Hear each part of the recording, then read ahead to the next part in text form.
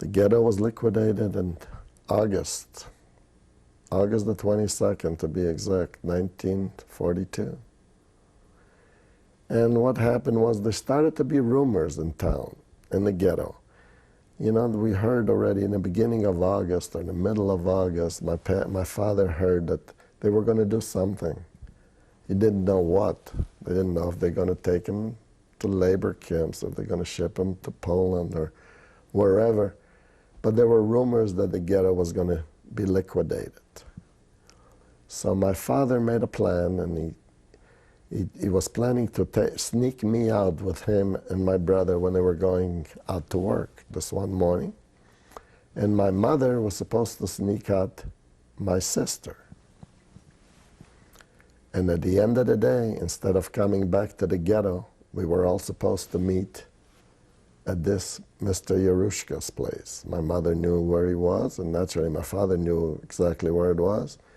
We were supposed to meet there and see what we can do, if he would hide us or he would somehow run away someplace. We knew that the ghetto, they knew that something drastic is going to happen very shortly. And the rumor mill worked, and it worked right. So on August the 21st, 1942, that morning, my father and my brother took me along, and somehow they snuck me out. Brought me over there to that bazaar where they worked, and took me into a barn with hay and left me there. And during the day, one of them would come and check on me occasionally and bring me a piece of bread whenever they got their meals or whatever, and I laid there all alone.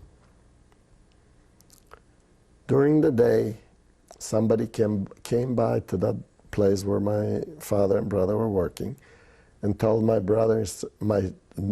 father, he says, you know, Shmuel, I want you to know that your wife and daughter were held up by the gate. They were not allowed out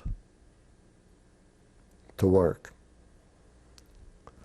So naturally he was surprised and disappointed. So when the day ended, when they were ready to go back to the ghetto, my father came over to where I was and brought my brother, and he said, look, he says, I want you two guys sleep here. Don't go back to the ghetto. He says, I will not leave your mother and your sister alone in the ghetto. He says, I'm going back to the ghetto, and if there is a tomorrow, he says, hopefully that they'll be able to come out and we'll meet the following day at Mr. Yerushka's. But that tomorrow never came, because this was the day, August the 22nd. They didn't let anybody out of the ghetto. They took approximately 4,000 Jews, which were in the ghetto, put them on trucks, took them about 15, 20 kilometers out of Rożyszcze. They had ditches dug already, and surprisingly, the ditches were dug not by Jews, but by Ukrainians, because they didn't want the Jews to get any kind of ideas or, panic. So they had the ditches dug. They put everybody in and machine gunned them to death. And whoever wasn't dead from the bullets, they died after they covered them up. And this was the end of the Rożyszcze ghetto.